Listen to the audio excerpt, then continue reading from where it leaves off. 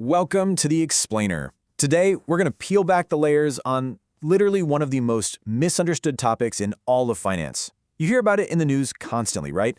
But very few people genuinely understand how it actually works. We're talking about why countries print money.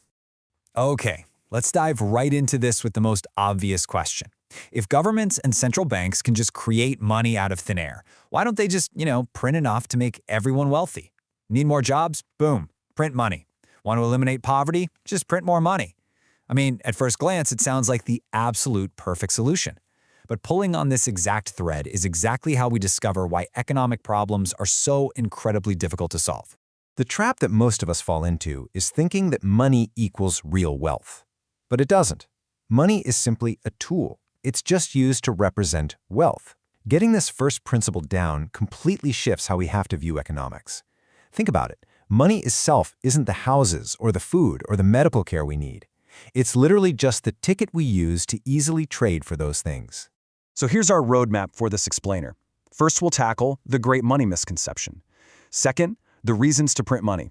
Third, the invisible cost, which is inflation. And finally, the ultimate anchor, trust. Let's get right into it. Section 1. The Great Money Misconception. When you hear the phrase printing money, you probably picture this noisy, giant printing press just churning out stacks of crisp paper bills. Well, we kind of need to modernize that mental model. Modern money creation is actually a primarily digital process. Physical cash is really just a tiny, tiny fraction of the total money supply. So when economists say a country is printing money, what they're usually talking about is increasing the overall money supply by injecting digital money into banking systems through central bank operations and lending activity. Basically, it's a few keystrokes on a computer. It's not literal printing presses. Section 2, the reasons to print money and why economies actually need it. So if money is just a digital tool, why does a country actually need more of it? Like, why not just keep the money supply fixed forever? Well, imagine a small island economy. In year 1, we have 1,000 people trading, and the money supply is totally fixed. Now fast forward to year 10. The population has doubled, businesses have expanded, and economic activity has absolutely skyrocketed. But the amount of money, it never changed. So what happens? Eventually, that fixed money supply becomes totally insufficient to support all these new daily transactions efficiently. A growing economy fundamentally needs a growing money supply so people can actually trade their newly created wealth. A fixed money supply would simply choke this booming island's growth. Moving beyond our island, real-world central banks have 3 main goals for creating money. First, to support that natural economic growth we just talked about. Second, to stimulate economic activity during recessions. Imagine consumers just stop spending and businesses stop hiring. By creating more money, borrowing conditions get easier, which encourages businesses to invest and people to spend, hopefully jump-starting the economy. And third, to maintain systemic liquidity. You see, money creation isn't about making everyone rich overnight. It acts as a very specific tool to influence economic behavior. So, the absolutely crucial point here is understanding that third goal, liquidity. Liquidity is basically the availability of money within the financial system. Think of it like the economic bloodstream. When it flows smoothly, banks lend, businesses make payroll, and you and I can buy our groceries. But if that bloodstream freezes up, the whole body shuts down. And history shows us exactly when central banks have to step in to save that bloodstream. We have periods of normal growth where liquidity is smooth, but during the 2008 global financial crisis, credit markets were terrified and banks just stopped lending. Central banks had to inject massive liquidity to unfreeze the markets. Then during the 2020 COVID-19 pandemic, everything closed overnight. Governments and central banks rushed in with large-scale economic support to prevent a total economic collapse. They created money to keep the system's heart beating during a literal crisis. Section 3, the invisible cost, inflation. Now in economics, there is no such thing as a free lunch. Every single tool has a trade-off. Let's do some incredibly simple math to show why. Imagine our economy produces exactly 1,000 units of goods. That's all the cars, phones, and apples we have. Just 1,000 units. Now suppose the central bank suddenly doubles the digital money supply. Are there magically 2,000 units of goods now? No way. There are still only 1,000 units of real stuff.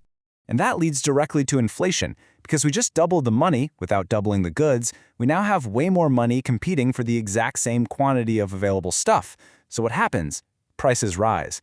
This is the massive risk here. If you print excessive amounts of money without matching it with productive output, you get inflation. Having more digital numbers in your bank account definitely does not automatically mean you have more purchasing power. This happens because real wealth actually comes from productive activity: factories, technology, infrastructure, human innovation, and labor. Printing digital money cannot magically build a factory out of thin air. It can't instantly train a doctor or invent a new smartphone. Real wealth comes from production. Money is just the facilitator. So if money grows much faster than these real wealth generators, the value of the money simply drops. Now, if that balance gets entirely out of control, we hit the extreme scenario, hyperinflation. We've seen this historically in places like Weimar Germany or Zimbabwe. This is when prices rise extremely rapidly, sometimes doubling in a single day, and public confidence in the currency just entirely collapses. People rush to spend their money the second they get it because, well, tomorrow it might be completely worthless. Savings are entirely wiped out. Thankfully, most modern economies avoid this through careful, balanced monetary expansion. The whole trick to the game is balance. Finally, Section 4, the ultimate anchor: trust. We've talked a lot about math, goods, and digital systems, but the entire modern financial world is actually held together by just one thing.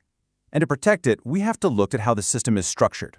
History has shown us time and time again that when politicians have direct control over the money printer, there is this massive temptation to endlessly print money for short-term promises. And that often leads to the exact hyperinflation we just talked about. This is precisely why, in most developed economies, central banks operate independently from day-to-day politics. This independence is completely neutral, and its whole purpose is simply to maintain long-term credibility and keep that economic balance without bowing to short-term political pressures. So, why is that independence and credibility so incredibly essential?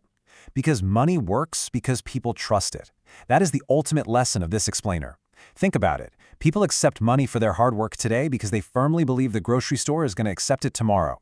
Investors hold currency because they trust the system won't collapse. It's not backed by gold, it's not backed by silver, it is backed by shared human belief. If that confidence disappears, all the digital money creation in the world cannot save the economy. At the end of the day, money creation is as much about managing human psychology and trust as it is about economics. So we end with one final, incredibly important question. If trust is everything, and the balance is so incredibly delicate, who exactly decides when, why, and how much intervention is actually appropriate? Well, that brings us to the fascinating world of monetary policy, the actual levers of power used by modern central banks. And that is the perfect mystery for you to explore next. Thank you so much for joining me on this explainer. I really hope you leave feeling a little bit smarter today, and I'll catch you next time.